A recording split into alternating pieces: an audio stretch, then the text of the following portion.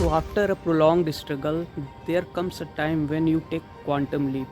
मतलब एक लंबे समय के संघर्ष, अनसर्टेनिटी और भी बहुत सारे स्ट्रगल्स के बाद एक ऐसा टाइम आता है जबकि आपकी ये चीज़ें, आपकी हार्ड वर्क, एफर्ट्स किसी भी पॉइंट पे, हाइट पे पहुंचने के लिए अपने लाइफ में, वो अचानक एक दिन वो सब एक्यूमुलेट होते रहता है और अचानक से आप एक क्वांटम लीप लेते हो। एक लाइक कि यूनिवर्स आपको डायरेक्टली वहाँ पे पहुँचा देता है और आपको लगता है अरे वाह यार, इट वाज नॉट एक्सपेक्टेड, अचानक से ये कैसे हो गया।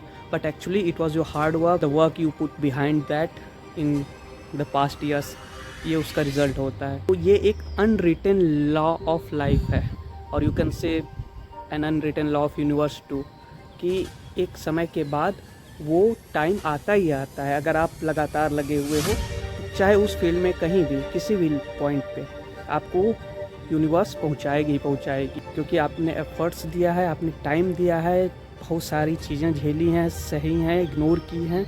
सो that would be an reward by the universe.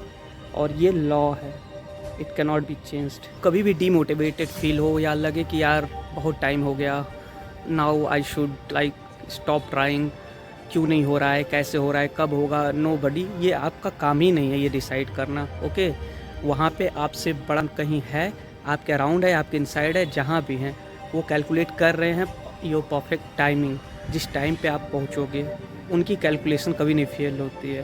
So you just keep putting your work, keep hustling, keep grinding, आप करते रहो and that time will come. All right, when that quantum leap you will take and you will reach the point when it was not expected by yourself or by anyone else. क्योंकि during this period of struggle आपका कहीं ना कहीं subconscious mind भी programme होते रहता है।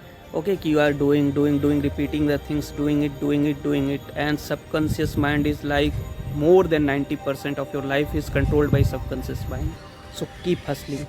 All the best.